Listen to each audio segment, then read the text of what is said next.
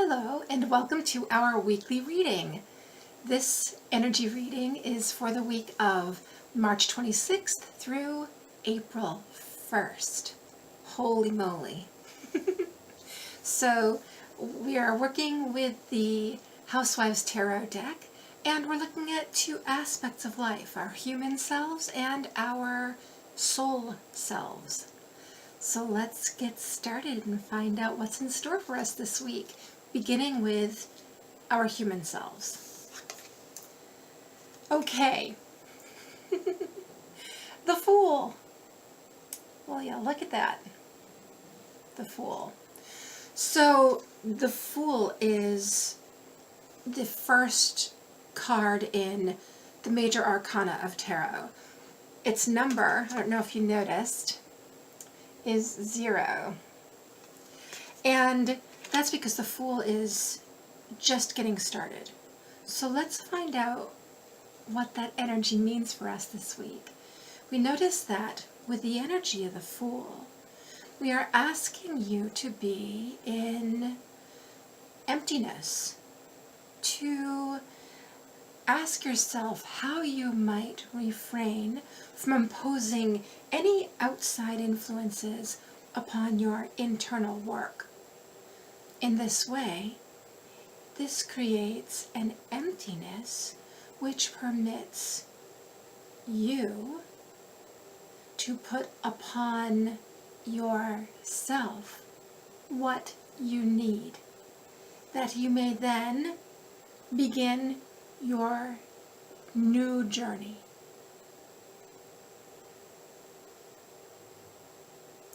Oh, okay. I like that. The Fool, when I think of that card, the word foolish comes to mind, which kind of makes sense, except for the fact that when we typically use the word foolish, we're using it in a derogatory fashion. The word foolish, even though I'm not looking it up in the dictionary, its vibration, it more feels like one who just doesn't take other things into consideration before making a move. And while it would be easy to say that isn't a good idea, the point of this message is we need to, as I just heard, divest ourselves of external influences that are abiding within us. Because those external forces are coming perhaps from well-intentioned places, are coming from lessons that we've chosen to learn. I just heard classes we've chosen to take, people who we admire and so listen to and perhaps really take their words to heart, and make sure within that clarity of just stripping all that away, that whatever we do imbue, there's another great word, ourselves with resonates, really resonates at the intuitive level, at the soul level.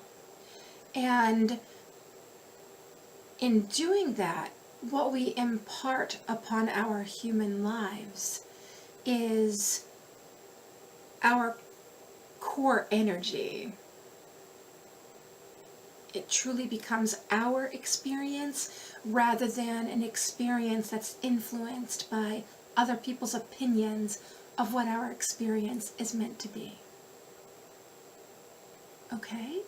It's really interesting energy for this week. It's a great invitational energy. Is invitational a word? It is now. If it wasn't, it is now. So yes, an invitation to do the work necessary to make sure that the path we're walking is the path we're meant to be walking. Okay? Whew, big stuff. Good stuff. All right, so hilarious. For our soul selves, is she really going to attempt to carve that turkey with that blindfold on? It actually feels like she could.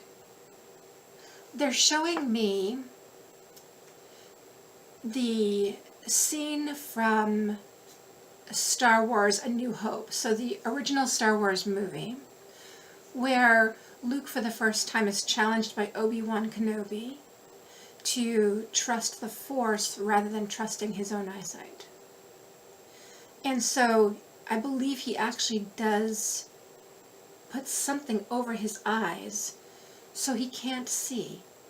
And if you've seen the movie, perhaps you'll remember that there is some kind of an orb that is shooting laser beams of some sort at him while he's wielding his lightsaber. And even with that machine over his eyes so he can't see what's happening, he is easily able to deflect those laser lights. So what does that mean for us, having said all that without asking for channeled information? And now we'll get the channeled information. We notice that in this, we ask for you to understand that the soul does not require human senses. Soul energy requires those senses which exist without the physical senses. And in this, it is why we are insistent that Ellen speak always regarding intuition. For it is intuition which holds the truth.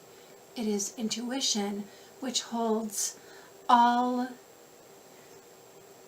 excellence, all validation that is ever required.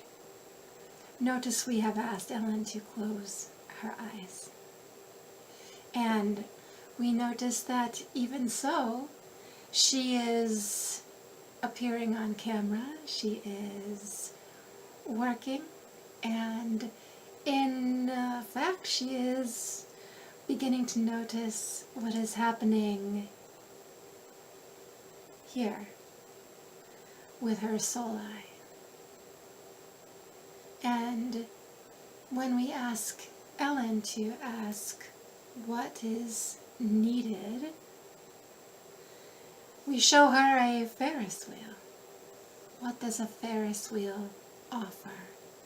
It offers a gentle and also complete viewing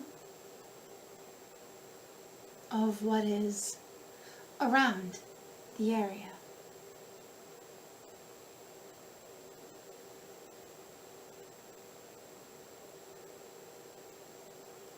Okay, well that was pretty neat. I appreciate the vision, and it was like a movie, because I was definitely seeing the Ferris wheel moving around, and it was interesting that my inner eye, my soul eye, was really captivated always by the cart seat as it got to the top of the wheel. Each one, that was the one I felt like I was drawn back to again and again, because it's at the height of the wheel, the top of the wheel, and so has arguably the best view, the most complete view. However, even as the carts are moving around different aspects of the wheel, even as they're coming to the bottom of the wheel, there is still something to see. There is still information to be received. So different perspectives, right? And that, I believe, is the gift of our intuitive senses. And in this case, our intuitive sight is because we can look at a situation with our physical eyes and perhaps be horrified, or as I just heard, mollified. And then when we ask, and I do make it a point to ask for a vision of the same situation within my third eye, I'm typically shown something of an energetic form. Yes, it can sometimes come in like the vision of the Ferris wheel. Oftentimes it will come in a way that is very metaphorical, and to a point where it might seem like there's no correlation, except then when it's studied, it becomes apparent that there is definitely a correlation. It's a different way of looking at it. It's a more, I just heard, cohesive way of looking at it. It's also a much more clear way of looking at it, because all of the external forces of the human life are stripped away from it. And so we're looking at the bare bones of it. And that's where we gain the true insight. That's where we gain the truth, period. Okay? So, wow, that was interesting. I feel like we went off on a little tangent in a way, and yet it feels really important. So,